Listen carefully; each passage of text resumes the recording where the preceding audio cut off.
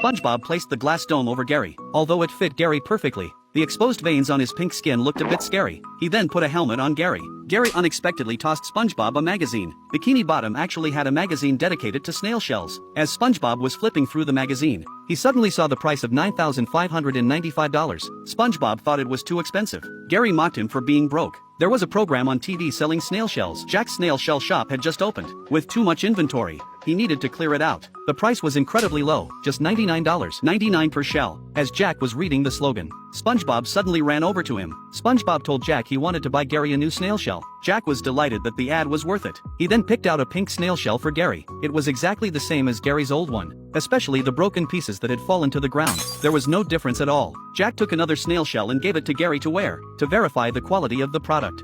SpongeBob broke it with his hands. Jack, watching, was furious. SpongeBob went to get it himself, but another accident occurred. The fragments pierced Jack's face. At this time, SpongeBob saw another beautiful snail shell. As soon as he picked it up, he tripped over his shoelaces. Angrily, Jack ordered SpongeBob to stop. This time, Jack deliberately wore a hard snail shell, but this snail shell was too dazzling. A golden light blinded SpongeBob. SpongeBob kept backing away and accidentally knocked over a shelf. Just like that, all the snail shells in the store were shattered.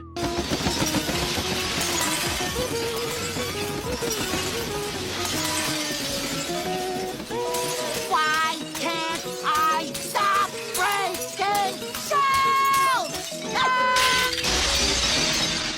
SpongeBob thought Jack was out of stock, but he took out another steel snail shell. This time, SpongeBob was smart and took precautions. He first made sure his shoelaces were tied tightly, then wiped the sweat from his hands, and finally wrapped them in thick anti-collision foam. He nervously picked up the snail shell, but the accident happened again.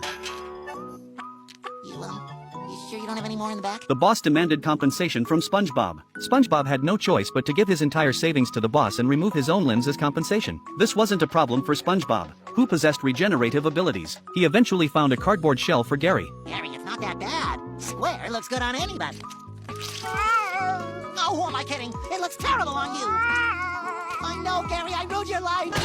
Just as they were weeping, Mr. Krabs appeared. SpongeBob wanted him to help Garry find a new shell. You help me get Garry a shell. I'll work for free for the rest of the year. Only if I can cut your health benefits for you. Deal! By nightfall, the snail's shell problem was solved. Mr. Krabs had given him his own crab shell. Then, Mr. Krabs, now shellless, burst in. SpongeBob, my boy, I need to borrow a blanket. There you go, Mr. Krabs. Thanks, boyo. Now I'm all toasty. Ah.